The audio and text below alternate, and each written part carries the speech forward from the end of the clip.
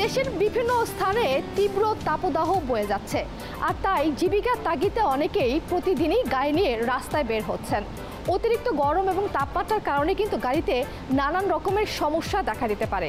তাই এই সময়ে সচেতন না হলে চলতি পথে কিন্তু গাড়িতে নানান রকমের সমস্যার সম্মুখীন হতে পারেন।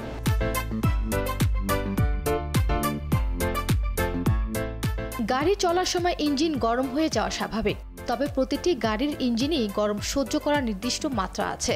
গ্রীষ্মকালে গাড়ি চালানোর সময় ইঞ্জিন স্বাভাবিকভাবেই অতিরিক্ত গরম হয়ে যায়, ফলে তীব্র তাপ প্রবাহের সময় ইঞ্জিন অতিরিক্ত গরম হওয়ার কারণে গাড়ির কুলিং সিস্টেম তা নিয়ন্ত্রণ করতে পারে না।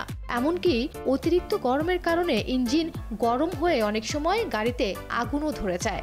তাই গাড়ি চালানোর সময় অবশ্যই থার্মোস্ট্যাট বা রেডিয়েটর ফ্যান ঠিকমতো কাজ করছে কিনা তা পরীক্ষা করতে হবে।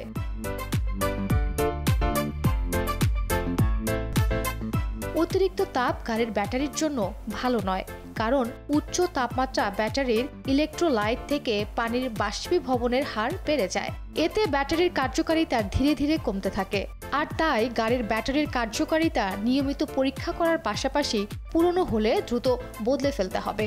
একই সঙ্গে ব্যাটারির তারের সংযোগে ত্রুটি থাকলে তাও সমাধান করতে হবে।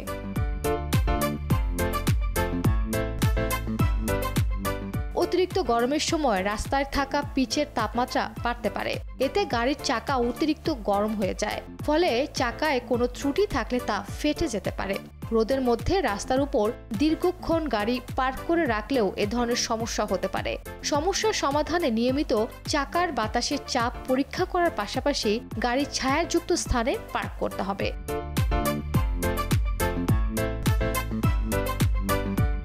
গরমের সময় গাড়ির ভেতরের তাপমাত্রা নিয়ন্ত্রণের পাশাপাশি বাইরের ধুলাবালু থেকে রক্ষা পেতে নিয়মিত গাড়িতে থাকা শীতাতপ নিয়ন্ত্রণ যন্ত্র ব্যবহার করেন অনেকেই। কিন্তু অতিরিক্ত গরমের সময় তাপমাত্রা নিয়ন্ত্রণের জন্য বাড়িতে কাজ করতে হওয়ায় ত্রুটিপূর্ণ কম্প্রেসর বা কনডেন্সার থাকলে গাড়ির শীতাতপ নিয়ন্ত্রণ যন্ত্র নষ্ট হয়ে যায়।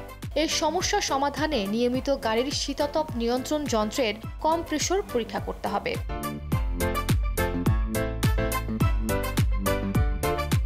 গাড়িতে জ্বালানির পাশাপাশি বিভিন্ন যন্ত্রাংশের জন্য ইঞ্জিন তেল, ট্রান্সমিশন ফ্লুইড ও ব্রেক ফ্লুইড ব্যবহার করা হয়।